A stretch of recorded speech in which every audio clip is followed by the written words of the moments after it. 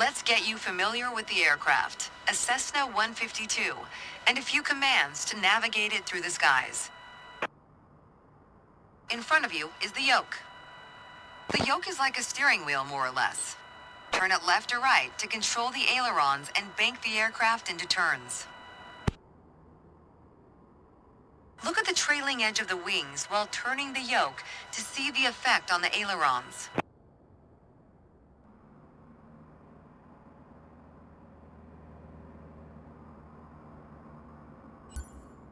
Okay.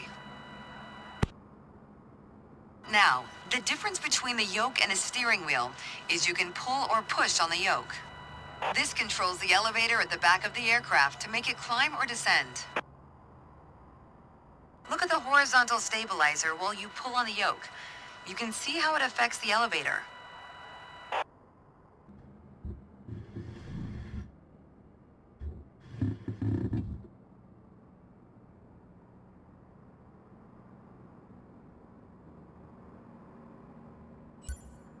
Nice. Down at your feet are the rudder pedals. They steer the aircraft when you're on the ground. The upper part of the pedals also control your brakes. In the air, they control the rudder at the end of the vertical stabilizer to yaw the aircraft. This is mostly for small corrections, for coordinating turns or compensating for a plane's tendency to pull left during takeoffs and climbs. Look at the vertical tail while operating the pedals to see the effect on the rudder.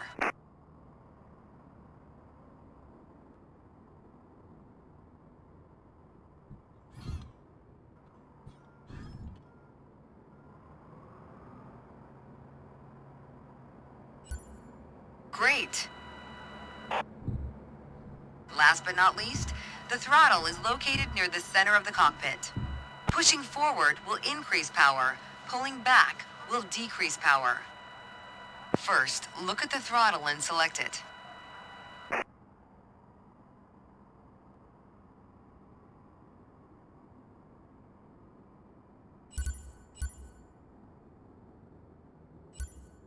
Keep it selected and push it forward to increase power.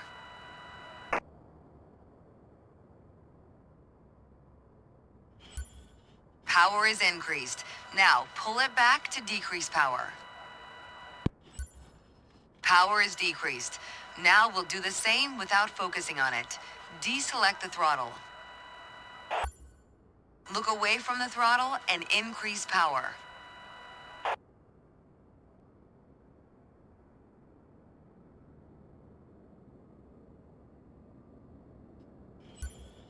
Set your throttle to idle.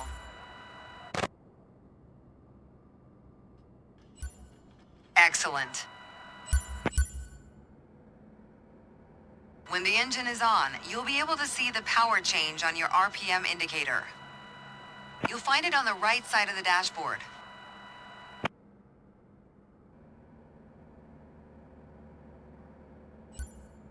This tells you how fast the engine is spinning in hundreds of revolutions per minute.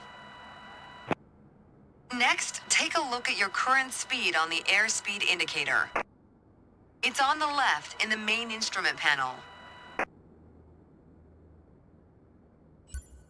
It measures the speed in knots. To check your altitude, look to the altimeter. It's on the right side of the main instrument panel.